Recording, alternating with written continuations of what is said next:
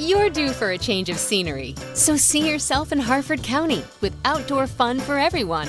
Explore local hiking and waterways, great for fishing, kayaking, and boating. Spend an afternoon at one of the 11 breweries, distilleries, and wineries, plus outdoor concerts, festivals, and events every weekend. Conveniently located just off I-95. It's time you see what Harford County has for you. Plan your trip at helloharford.com. See you soon. A science story, huh? These NYU scientists, I felt right. I was so And I just thought, well, I had figured it out. it was that golden moment. Because science was on my side.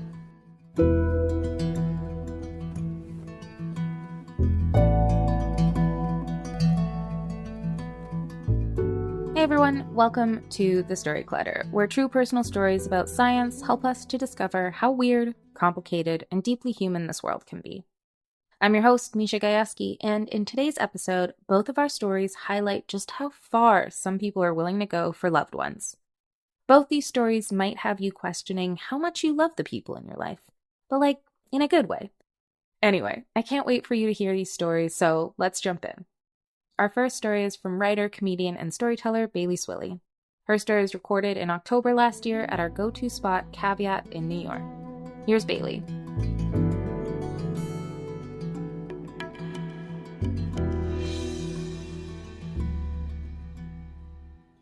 It is summer 2014, and I've got that summertime sadness. I am having a really hard time. I hate my job, and I hate my roommates, and they definitely hate me too. And I hate my boyfriend. Okay, I don't hate him. He's nice, he's good on paper. He's a little bit older than me, which I love because he's from New York and he knows all the best bars and restaurants, but he actually doesn't like our age difference and he begins to hold it over my head. He's the oldest kind of millennial that you can be. So that means that he's obsessed with the raw food movement and the 2008 housing crash and 9/11. And I'm just not. He has all these friends in finance, and he's always talking about how far ahead in life they are than him. And he's always talking about all this money that he missed out on and all these missed opportunities, and I really do feel for him. I do. He's really, really nice on the outside. I think you would all like him a lot. But there's a sort of vacancy on the inside. He's like Casper, the friendly ghost. And I try to break up with Casper many times, I do. But every time I do, he tells me that, look, you just need to wait for me to learn how to love myself. And then I can love you too. And so I don't break up with him, and I think maybe this is just what relationships are. Maybe this is what my parents' 30-year marriage was, and I just didn't know. And maybe I'm just scared because I've never broken up with anybody before. But one night, Casper and I would go out to a bar, and while we're at the bar, there's a man sitting next to us, and he looks just like Big Pussy from The Sopranos. And when Casper goes to the bathroom, Big Pussy leans over and whispers something in my ear. He says, you know, that little guy's never gonna be strong enough for you. And I think I know what he's talking about. I think he might be right. I think if anything bad were to come my way, Casper isn't gonna be able to handle it. And so in the fall, I start making some positive changes. I get a new job, and I get a new apartment with new roommates, and there's only really one thing left to do. So now it's Friday, September 26th, and I'm getting into bed, and I'm psyching myself up to break up with Casper in the morning. I'm just gonna call him up to get coffee, and it's just gonna be like ripping off a Band-Aid. I'm gonna say, it's not working out, let's be friends, and it's gonna be fine. It's honestly a genius plan. Why didn't I think of it sooner?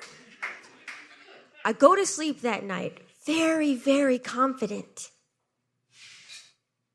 At 4 a.m., my phone starts ringing over and over and over. It's my mom. She says, "Hi, Dad went into cardiac arrest tonight, but he's gonna be fine. Also, Gina and Gary across the street are getting a divorce. Go back to sleep." Go back to sleep. I know what cardiac arrest is. Okay, that's what killed Michael Jackson. Among other things. I know that my mom is downplaying this. I know that it's serious. And a few hours later, she calls me again and she says, "You need to come home right now."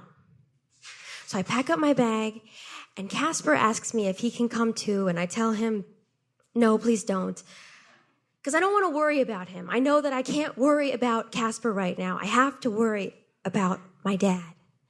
And so I get on a plane to Memphis, Tennessee, and I walk into the hospital, and I walk into my dad's hospital room, and there's a man in the bed, but he doesn't look like my dad. His skin is like a very strange shade of pale yellow that I've never seen before. And he's attached to all these machines that help his heart beat and his lungs breathe. And he's got these suction cups on either side of his mouth that hold breathing tubes in his nose. And he's got these earbuds in his ears that are playing a James Taylor Pandora station with ads. We all take turns sleeping in my dad's hospital room, so he's never alone. And when it's my turn, I stand over his bed and I feel this urge to start apologizing for every time that I had failed to make him proud. I say, "I'm sorry that I was a bitch on the car ride to college, and I'm sorry that when you helped me with that Peter Pan audition, I told all the neighborhood kids that you can't sing when you actually can sing. I was just lying. I'm sorry that when you came to New York and you said, 'We gotta get papaya dog, because that's what Anthony Bourdain likes,' I said, 'We can't have hot dogs, they shorten your life.' Now I know that that doesn't matter." I think if I keep apologizing, that he will sit up in his bed and look at me and say, "It's okay. I'm here." But it's not going to happen this time. When my dad went into cardiac arrest, he was without oxygen for several minutes, for way too long. And so even though I see that he's attached to all these machines that are helping him breathe and helping his body work, I know his mind's not there. And that means he's not there. He's really gone. Now, my dad's mother is also at the hospital, and she's handling things a little bit differently than me.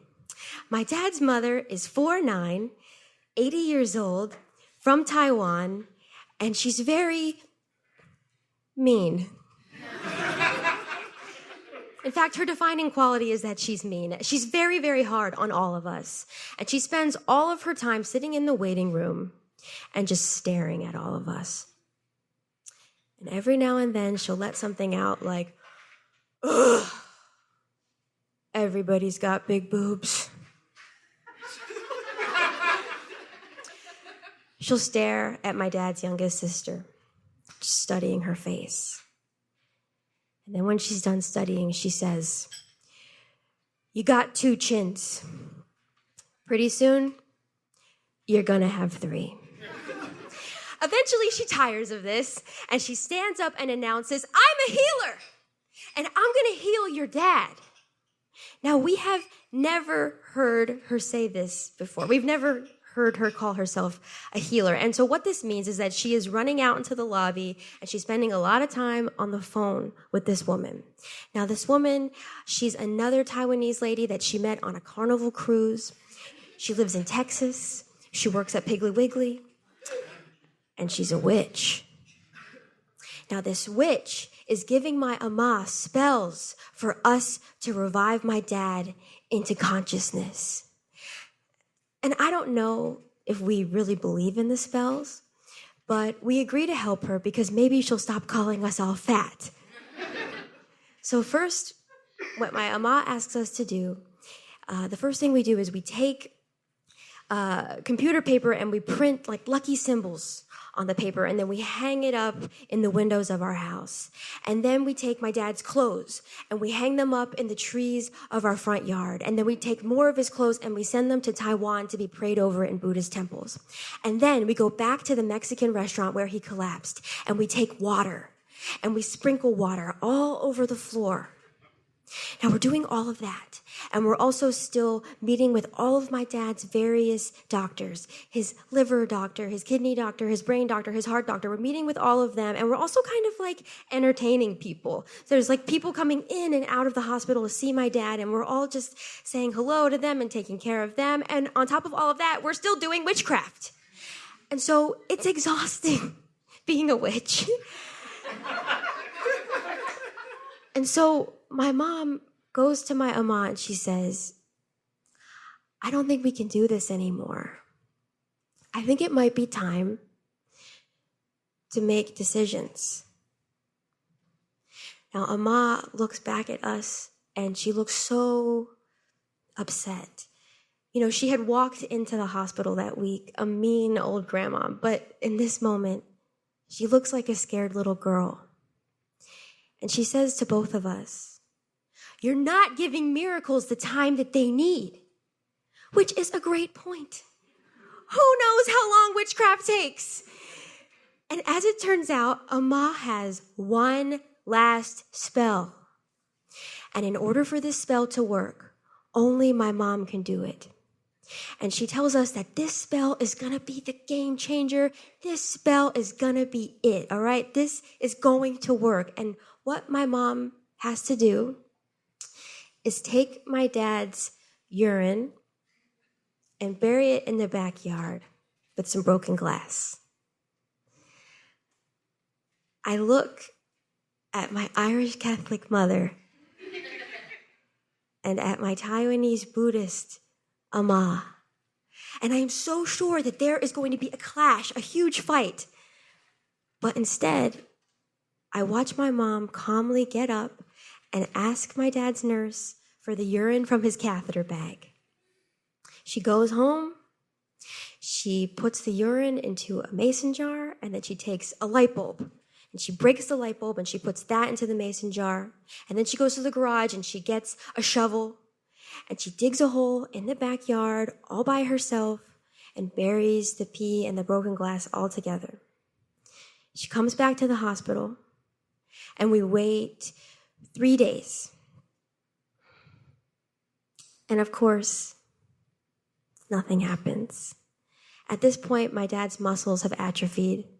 His organs are showing no signs of improving, and there's still zero brain activity. And so we all agree that it is time to make decisions, and we take my dad off of life support. On October 4th, we all stand around his bed, and we watch him struggle to breathe on his own. And we see the line on the ICU monitor dance until it goes straight. And the nurse calls the time of death. And it's exactly the way it is in TV and movies, except it kind of feels less real because it's happening to us. I let about 10 minutes go by, and I stare at my dad's lifeless body, and all of the hairs on my arm start to stand up, and it feels like somebody is tapping on my arm, and I'm sure that it's my dad as a ghost. I'm sure it's my ghost dad. And I know it's him because I feel this immediate urge to jump up and start getting things done just like he would. I have this immediate urge to start planning his funeral. And it's at this point in the story that you may have forgotten that this is actually about a breakup. So I call Casper and I tell him, my dad has died. Please don't come here. I don't want him to come to the funeral because I know if he does, everyone in my family is going to really like him because, like I said, he's nice. And he does show up and come to the funeral. He's not a total monster, just a friendly, empty ghost. So he shows up, and I'm right. Everybody does love him, especially Ama, because he's so skinny. And Ama says being skinny is the best thing a person can be. And so then I think back to Big Pussy. And I wonder, maybe if Big Pussy was wrong. Maybe I've been wrong about Casper, because here he is standing right beside me at this funeral in my lowest time, in my darkest time of need. He's here. He's here standing right next to me. But then I just couldn't let go of what I had seen that week. And I'm not even talking about watching my dad die. I'm talking about the pee thing. What my mom did for my dad that day, what she did for my ama, that is real, true love. And so the funeral ends. We get on a plane back to New York, and we're in a cab. And the whole drive in the cab, I'm like, I can't wait. I can't wait till we get inside. As soon as we get on the sidewalk, I just do it. I break up with him. And it is really easy. It is just like ripping off a Band-Aid. Because I've finally figured out the truth about love. And that is, if you are not willing to engage in just a tiny bit of magical, potentially life-saving piss play, then they just aren't the one. Thank you so much.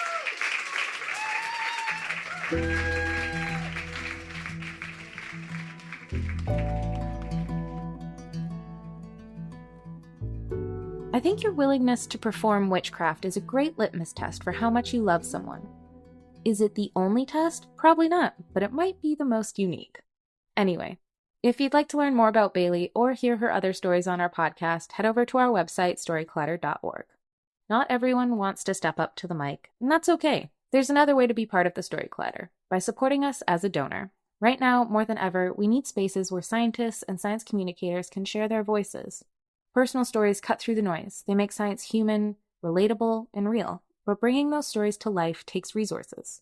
That's where our donors come in. They help us produce the podcast, amplify voices that might otherwise go unheard, and create moments that stay with you long after the episode ends. If that matters to you, you can support us at storyclatter.org/donate.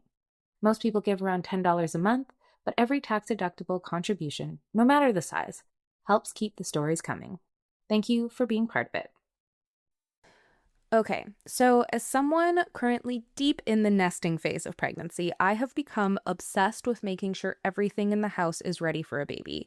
Because every parent I know keeps warning me that once the baby arrives, your brain basically turns into a web browser with 47 tabs open at all times. So, getting the Whisker Litter Robot 4 has already made me feel a little more prepared for the chaos ahead. We set it up recently, and the biggest thing for me and my partner is just not having to think about the litter box nearly as much.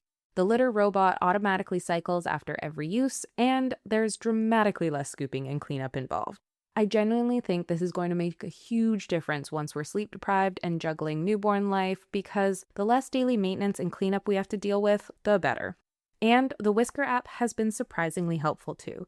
You can check things like usage stats, litter levels, and your cat's weight right from your phone. Whisker also has different litter robot models depending on your household size, plus starter bundles that help you get fully set up while saving some money. Maintain your cat's litter while focusing on your growing family. Learn more about Whisker litter robot models and starter kits today to get set up before your new baby arrives. Take an additional $50 off bundles with code COLLIDER when you shop at whisker.com/collider. That's an additional $50 off bundles with code COLLIDER at whisker.com/collider.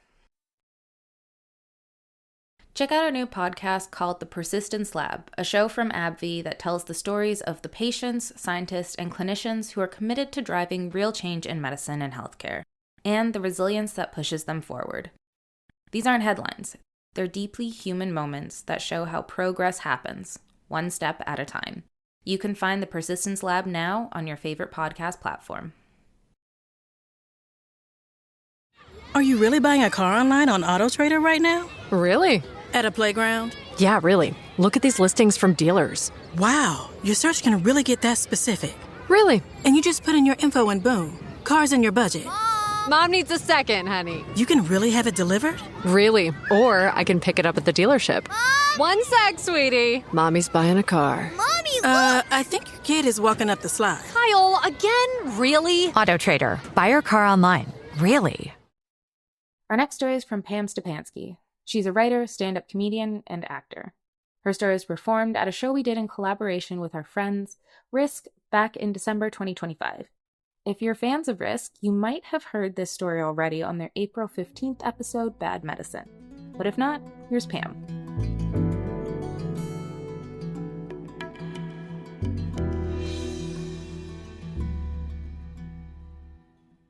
The day after my last drink was December 27th, 2013.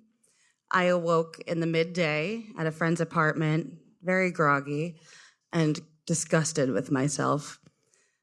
The night before was hazy at best, but I didn't need concrete memories to know that I wasn't returning to that world. I could never, would never drink again. A few days later, I went to my dad. I broke down in tears and I told him I couldn't stop drinking. He gave me a really big hug and took me out for pasta, and he promised that we'd get through it together. By the next morning, he already had a counselor lined up to help me. At this point, I'd already been living with him for about a year. After I broke up with my boyfriend, lost my jobs, plural, and got kicked out of my apartment, my dad was there to cushion my fall, which is kind of his forever MO. So I lived with him for the year leading up to my last drink and for the next 2 years as I pursued recovery. And aside from sleeping on the couch every night, I liked living with my dad. I mean, we had lived together from the time I was 12 until the time I was 19, just the two of us, and we'd always been close. I mean, he's the person who bought me my first box of tampons. Still, I was a 27-year-old woman, so I wanted to get back out into the world on my own. For the first time in my life, I contemplated starting a career. I kicked around some ideas, and I thought being a massage therapist would be a cool way to help people. I never dreamed of being a massage therapist. As a kid, I always thought I'd end up a creative, like an author or maybe an actor. I was born with this writer's spirit. Like, as a child, before I could even read or write or even say the alphabet, my favorite toys were my grandpa's old-fashioned dip ink pens and his old typewriter. But in recovery, people push this idea of being of service to the world. So to prove that I was serious about my sobriety, I enrolled in massage school at night, got a new day job, and moved back out to Brooklyn, which is where, after some time, I developed sciatic pain. The pain was intense. It was electric and wiry. It ran from my right butt cheek all the way down through my right foot. And I just muscled through it as long as I could, but eventually I had to see a doctor. So I met with an orthopedic surgeon. He sent me to physical therapy, and you know, it's not what you do at physical therapy that matters so much as what you do the other 23 hours of the day. Recovery had also inspired me to exercise. I was on my way to a spin class, even though the moment I left my apartment, I knew it was a bad idea. My back was really acting up, but I'd already paid for the class, and I wanted to be the kind of person who shows up when she says she's going to show up, which is like another tenet of recovery. So I got to the studio, and I just called my dad quick before I went in, and I was like, hey, my back is acting up, but I have this workout class. What do I do? And he told me to just go in and take it easy. If it started to hurt, back off. Easy peasy. So I went into the class, and a few minutes in, the instructor guided us out of the saddle. As soon as I stood up on that bike, I felt it. Something in my spine unhinged. But I didn't back off. I kept going. Endorphins carried me through the whole class and back to Brooklyn, which is where the excruciating pain really set in. I couldn't move without screaming. I didn't know what to do, so I like barrel rolled off my bed and army crawled to my phone to call, of course, my dad. I was like, Dad, there is something so wrong. I can't move. You got to come get me. So he did. He brought me back to his apartment on Long Island, where I laid in bed as still as humanly possible.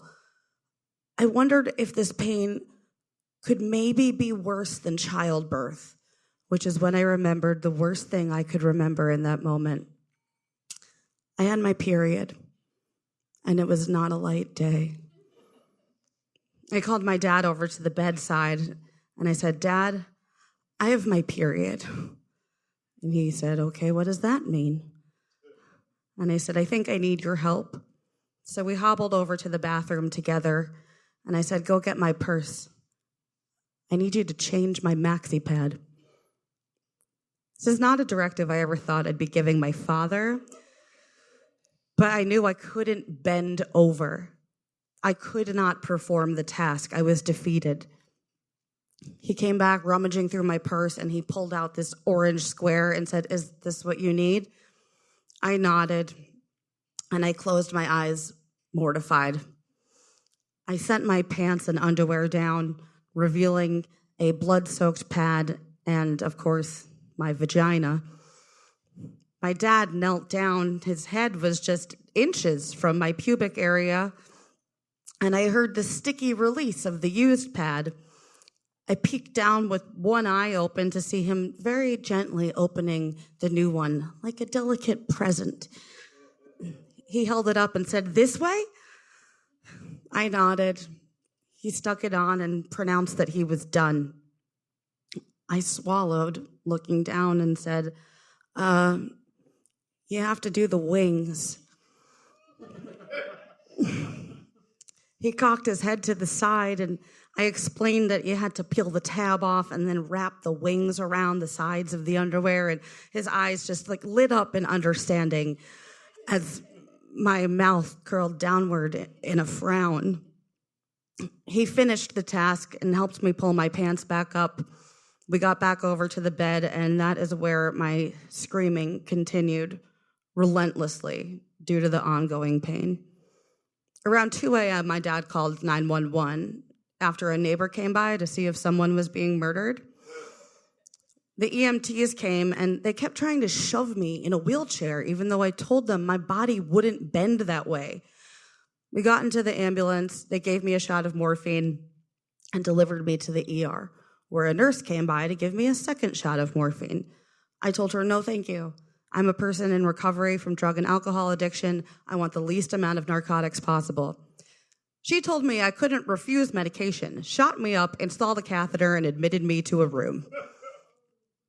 The hospital was ready to move forward with the spinal surgery, but I didn't want them to do my spinal surgery. It's a terrible hospital, and it's not where my surgeon was affiliated.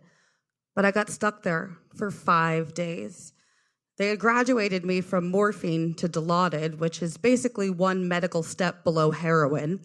And I just felt like I was living underwater. Like, had no one heard me when I said I didn't want more narcotics and that I wanted to be transferred to my hospital of choice? Recovery had taught me to be like water, to go with the flow. But in me, a tsunami was rising. 5 days of watching these hospitals point fingers at each other while I was drowning in these unwanted narcotics and becoming irate. For the first few years of my recovery, I was a very meek and damaged version of myself. I didn't have a lot of strength to find my voice and to advocate for my needs, but there in that hospital, too much was at stake. I started yelling at the hospital administrators to get me out of there. I also had been requesting a laxative for days on account of all the opiates and had been refused time and again. So by the fourth night, I had had enough. I mustered the strength to get out of the bed, and standing on my own 2 feet with my catheter dangling, I wrapped my hand around the cannula and yelled at the nurse in front of me, I will rip this fucking IV out of my arm if you don't get me a laxative. She never got me the laxative, But the next day, I was delivered to the correct hospital. It was like night and day. The OR was bright and clean. My surgeon was peppy and listening to 80s synth pop. I told him that I was going to go to Peter Luger's as soon as he was finished. I don't remember anything else until I woke up in the recovery room hours later in a whole new type of pain, which was a surprise to me. I had never had surgery before, and I naively believed that cutting my spine open wouldn't hurt after. So my steakhouse dream quickly became my hospital French toast reality. And I was back at my dad's house for the next 6 months, except this time it was my dad on the couch and me in the bed so I could recover. At this point, I was 5 years sober, and my dad was doling out my Percocet as prescribed, and he would stay with me in the night when the pain was the worst. We'd be up together around 3 a.m, talking about the Beatles or something he heard on Stern that day. Living with my dad in early recovery, he was a sense of comfort, protection, and safety. And now, he was still all those things, but in the glow of the late night television, I realized he had also become one of my closest friends. I could only handle so much movement each day, so a lot of my time was spent staring at the ceiling, wondering what the hell I was going to do with my life.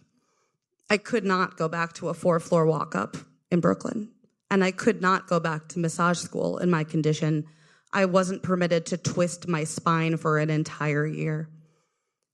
It was time to figure out who I was and who I wanted to be in the world, so I took a long, hard look in the mirror. I felt really powerful in the hospital, using my voice to demand what was right. And that's when it came to me. I was a writer. I've always been a writer. And it was time to learn how to write and use my words and my voice for my livelihood and beyond. I moved into my mom's vacant studio apartment on Long Island and sought out a part-time job just to keep the lights on. And I interviewed at a pelvic floor physical therapy office.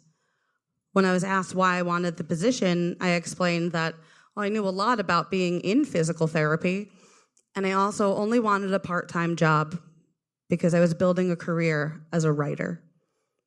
The therapist said, "Oh, I hate to write. You can write for me." So writing blogs about pelvic floor physical therapy is how I got my start as a professional writer. And I've been a professional writer ever since. My dad and his underutilized journalism degree couldn't be prouder. And I am still amazed that people pay me to put words on the page. But in some ways, it's not a surprise at all. After derailing my life with drugs and alcohol and then putting it back together in recovery, my mission became very clear. And it was always to stay rooted and connected to that little girl inside me, the one who likes playing with typewriters and dip pens. It just took one crazy spinal surgery to find my way back to her. Thank you.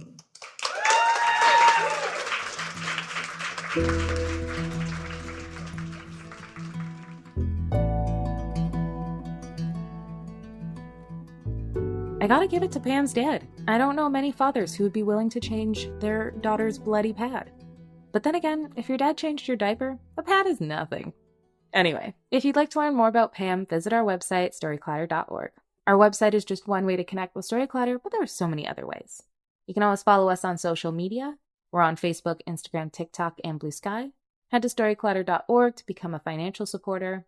If you're interested in coming to one of our live shows or starting a Storyclatter show in your own community, you can find the details on our website. You can also learn how to tell your own science story or send us your science story too. And if you like this podcast, tell a friend, share an episode, introduce someone to Storyclatter, and help bring more people into the world of science storytelling.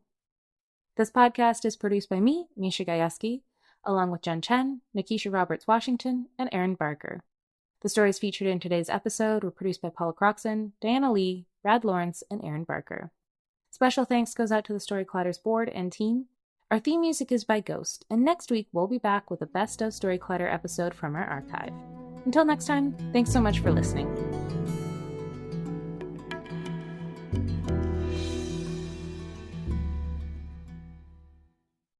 I've always wanted to go to Japan. It's been one of those dream trips sitting on my bucket list forever, but every time I start looking at flights, hotels, and everything else, it suddenly feels very expensive. Which is why I was fascinated by a recent episode of All the Hacks called Saving $30,000 on the Perfect Spring Break Japan Trip. If you haven't listened before, All the Hacks is hosted by Chris Hutchins, and it's all about smarter ways to upgrade your life, money, and travel without spending a fortune. And in this episode, Chris breaks down exactly how he planned an incredible trip to Japan using points and miles to save an absolutely wild amount of money. He gets into everything from booking flights and hotels to how to save on phone data abroad and how to use AI to build a real-time trip guide. Honestly, it made my dream Japan trip feel way more possible. So, whether you're planning a big trip or just love hearing clever ways people make the most out of life, All the Hacks is definitely worth checking out. So, search All the Hacks, that's All the Hacks in your podcast app, hit follow, and start upgrading your life today.